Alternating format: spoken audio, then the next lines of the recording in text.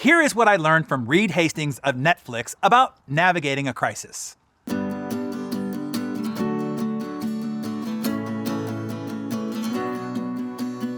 Back in March of 2015, I presented Reed Hastings, the CEO of Netflix, on the cover of Success Magazine. He was also our pick for our coveted Achiever of the Year award that year. Reed attributes much of his success as a leader by what he learned having to navigate Netflix through a crisis. More of his learnings are also in his recent book, The No Rules Rules, which I do recommend. So in early 2001, Netflix was growing. They had 400,000 subscribers, 120 employees, and then crisis struck. The first internet bubble burst. Scores of .coms failed and vanished, never to be heard from again. All venture capital funding stopped, and Netflix could no longer raise the additional funds that it needed to run the business, which was far from being profitable yet.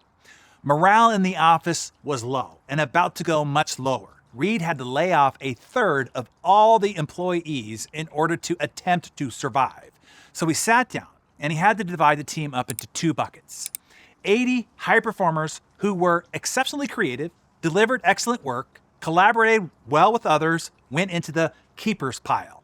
Then 40 less amazing ones would be let go. Those were people who were borderline cases. They were friends, good colleagues, but did adequate rather than great work. They worked like crazy, but needed lots of hand-holding. They were gifted, but also maybe complainers and a little bit pessimistic. Most of those would have to go. Reed prepared for and expected the worst. While the day of layoffs was awful, as expected, by noon, it was done. He waited for the second half of the storm, the backlash from the remaining team. There was none. Some sorrow, yes, but quickly calm. And within a few weeks, the atmosphere was suddenly buzzing with passion, energy, and new ideas. And within a few months, they were doing far more work with 30% fewer employees. To Reed's amazement, those same 80 people were getting everything done with a passion that seemed higher than ever. People were happy and spirits were sky high. Reed admitted himself, I'd wake up in the morning and I couldn't wait to get to the office. The entire office felt like it was filled with people who were madly in love with their work. Reed reported that in the days and months following those 2001 layoffs, he discovered something that completely changed how we understand employee motivation and leadership responsibility. This is what he learned, and this is what I want to pass on to you here today. A team with just one or two adequate performers brings down the performance of everyone on the team. If you have a team of 5 stunning employees and 2 adequate ones, the adequate ones will, 1, sap the leader's time and energy and attention so they will have far less for the top performers. 2, reduce the quality of group discussions, lowering the team's overall IQ. 3, force others to develop ways to work around them, reducing efficiency. 4, drive team members who seek excellence to quit. And 5, show the team that you accept mediocrity, thus multiplying the problem. As Steve Jobs would describe it, you end up with a bozo explosion in your organization.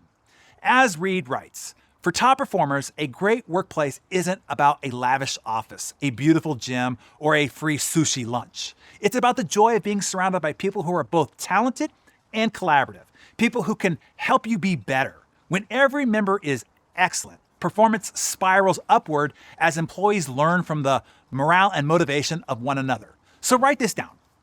Performance is contagious on both sides of the equation. Professor Will Phelps of the University of New South Wales in Australia conducted an extensive study proving that even when all other team members were exceptionally talented, intelligent, dedicated, and hardworking, one individual's underperformance or poor behavior brought down the effectiveness of all team members. He found groups with one underperformer did worse than other teams by a whopping 30 to 40%. This flew in the face of research going back decades that suggested individual team member performance would conform to the group values and norm, meaning the average of the group in total. Now it is known that the behavior of only one person will infect all the others in the room, virtual or physical, even if the group is only together for as little as 30 minutes. Reed's post-crisis leadership lessons are summarized as followed. 1, hire the very best, pay the top of market, and then work hard to keep them.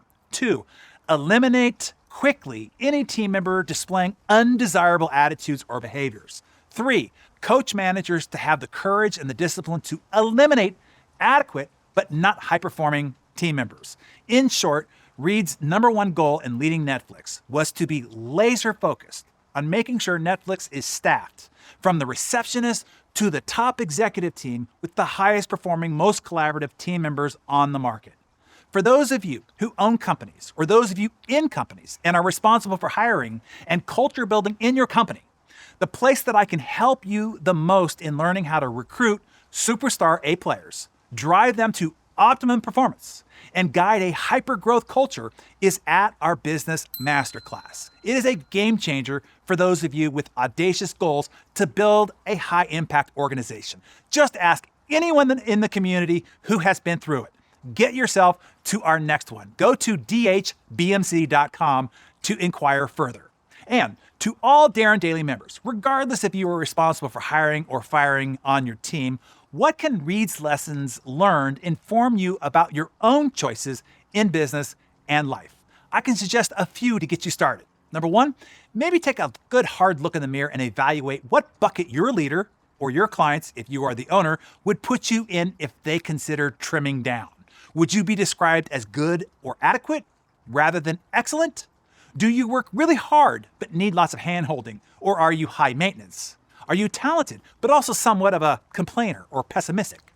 2, maybe take a look at your relationships and divide it into 2 buckets and consider maybe liberating some of those back into the friend pool. Number 3, maybe take a look at some of your projects or obligations or tasks or to-do lists and consider how to cut 30% and yet still produce as much or more, but easier and with more joy. So jot down which one you will do. 1, 2, or 3, or a combination of them all. Write it down in your Darren Daily Journal and then share that with us in the comments below. I hope you enjoyed today's Darren Daily here on YouTube. Please like this video, share it with a friend, and subscribe to my channel for a new video every Monday. See you next week.